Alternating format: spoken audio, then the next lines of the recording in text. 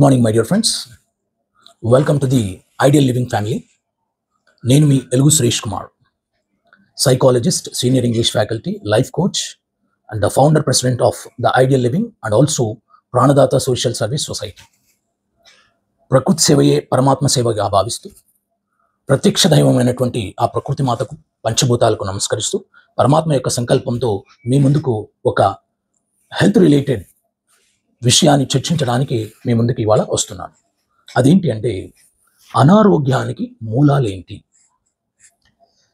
ఒక వ్యక్తి హెల్దీగా ఉన్నాడు లేదా అన్హెల్దీగా ఉన్నాడు, ఆరోగ్యంగా ఉన్నాడా అనారోగ్యంగా ఉన్నాడా అన్న విషయానికి మూలాల గురించి మనం ఆలోచిస్తే కాస్త సైంటిఫిక్గా ఆలోచిద్దాం, సైకలాజికల్గా ఆలోచిద్దాం అండ్ స్పిరిచువల్గా ఆలోచిస్తే వెరీ వెరీ ఇంపార్టెంట్. సైంటిఫిక్గా ఆలోచిస్తే మన ఆహారము, మన ఆలోచనలు. ఈరోజు ప్రపంచంలో అనారోగ్యంగా ఉన్న వాళ్ళను మనం గమనిస్తే ఆహారం కొంతవరకు ప్రభావితం చేస్తుంది, ఆలోచనలే ఎక్కువ ప్రభావితం చేస్తున్నాయి. ఒకప్పుడు చూడండి, మనం తింటున్నటువంటి ఆహారం చాలామంది అనుకుంటున్నాం మరి సంవత్సరాల తరబడి కేవలం రైస్ని తిన్నాం, కానీ ఇవాళ రైస్ తింటే అనారోగ్యం అవుతున్నారు అంటున్నారు.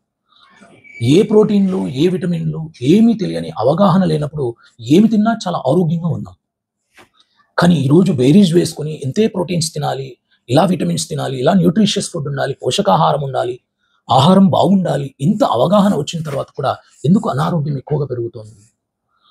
ఆహారం యొక్క ప్రాధాన్యత ఆరోగ్యం విషయంలో ఎంత ఉందో, హెల్దీ ఫుడ్ తీసుకోవడంలో మన హెల్త్ యొక్క కండిషన్ ఎంత ఆధారపడిందో దానికి మించి హెల్దీ థాట్స్ అనేటువంటిది చాలా చాలా ఇంపార్టెంట్.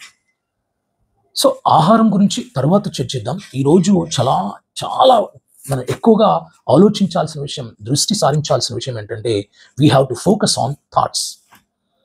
రీసెంట్గా వరల్డ్ హెల్త్ ఆర్గనైజేషన్ ఒక ప్రకటన చేసింది ఏంటంటే మానవుడు ఎదుర్కొంటున్నటువంటి నేటి జబ్బులు, డిసీజెస్ కానీ వ్యాధులు కానీ ఎక్కువ శాతం సైకోసోమాటిక్ డిజార్డర్స్ అంటున్నారు. అంటే మైండ్ బలహీనంగా ఉండడం వల్ల, సెన్సిటివ్గా ఉండడం వల్ల, అతిగా ఆలోచించడం వల్ల, నెగిటివ్ థింకింగ్ వల్ల, బ్యాడ్ థాట్స్ వల్ల ఎక్కువగా సైకోసోమాటిక్ డిజార్డర్స్ అంటే ఏంటంటే ఇన్ఫర్మేషన్ యూట్యూబ్ల ద్వారానో లేదా మీడియా ద్వారానో ఎక్కువగా జబ్బుల గురించి, వ్యాధుల గురించి సెర్చ్ చేస్తూ అతిగా అవగాహన పెంచుకోవడం, ఓవర్ హైజీనిక్గా ఉండడం, మరీ ఎక్కువ శుభ్రత గురించి ఎక్కువగా ఆలోచిస్తూ ఎక్కువ చేయడం. సో థాట్స్ ఎప్పుడు ఆరోగ్యం గురించి అతిగా ఉంటే, ప్రతి చిన్నదానికి మరీ ఓవర్ హైజీనిక్గా ఆలోచిస్తే ఆ అతి ఆలోచనల భారమే అనారోగ్యానికి కారణం. ఈజీ గోయింగ్గా, హ్యాపీ గోయింగ్గా నువ్వు ఏ ఆహారం మరీ బేరీజ్ వేసుకొని ఇలాగే ఉండాలి, ఇలాంటి ఆహారమే ఉండాలి అంటే ఎలాగో ఈ యొక్క ప్రస్తుత మరి ఈ ప్రపంచంలో మనకు కలుషితం లేని ఆహారం అంటూ లేదు. ఆర్గానిక్ ఫుడ్ అనే పేరుతోనే ఆర్గానిక్ ఫుడ్ అంటున్నారు, కానీ బట్ అది నిజంగా ఆర్గానికా కాదా అనేది కూడా మనం ఆలోచించాల్సి ఉంటుంది. అయితే నేను పూర్తిగా మరి కల్మషంతో పొల్యూటెడ్ అడల్టెడ్ ఫుడ్ తీసుకోమని చెప్పడం లేదు. ఆహారం విషయంలో బేరీజు ఎంత వేసుకున్నా కూడా మరి ఎందుకు అనారోగ్యం పాలవుతున్నారంటే ఆలోచనలు చాలా ఎక్కువ. ఆ ఆలోచనలో నెగిటివ్ థాట్స్ ఎక్కువ, నెగిటివ్ వర్చ్యూస్ ఎక్కువ ఉన్నాయి, బ్యాడ్ థాట్స్ ఎక్కువ ఉన్నాయి. ఆలోచించిన దాన్ని ఆలోచిస్తూ ఎక్కువగా జబ్బుల గురించి, వ్యాధుల గురించి, డిజార్డర్స్ గురించి భయాందోళనకు గురైపోయి యాంగ్జైటీ గురవుతున్నారు, టెన్షన్కి ఎక్కువగా గురవుతున్నారు. స్ట్రెస్ తీసుకోవడం వల్ల, ఈ యొక్క ఆలోచనలు ఎక్కువ చేయడం వల్ల బ్రెయిన్లో ఒక స్ట్రెస్ క్రియేట్ అయిపోయి మరి ఖచ్చితంగా అనారోగ్యానికి కారణమవుతున్నారు. కాబట్టి మన ఆలోచనలు ఎంత సింపుల్గా, ఎంత ప్లెజెంట్గా, ఎంత పీస్ఫుల్గా, పాజిటివ్ థింకింగ్తో, పాజిటివ్ యాటిట్యూడ్తో వెళ్ళే వాళ్ళకి అనారోగ్య సమస్యలు చాలా తక్కువగా ఉంటాయి. అనారోగ్యానికి మూలాలు ఆహారం కావచ్చు, ఆలోచనలు కావచ్చు, అనువంశికత అంటే మన జీన్స్, మన తల్లిదండ్రుల నుంచి వచ్చిన జీన్స్ కావచ్చు, ఇంకా కాస్త ఆధ్యాత్మికంగా ఆలోచిస్తే మన యొక్క పూర్వజన్మ కర్మలు కూడా మనం నేడు అనుభవిస్తున్నటువంటి అనారోగ్యానికి కారణం కావచ్చు.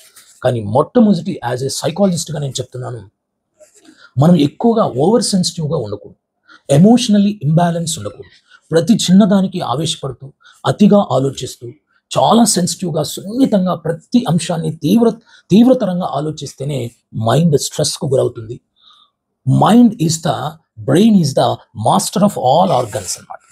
ఇప్పుడు మన ఇండ్లలో ఒక టౌన్ అంతా, ఒక సిటీ అంతా లైట్స్ రావాలంటే పవర్ హౌస్లో కరెంట్ సప్లై కావాలి.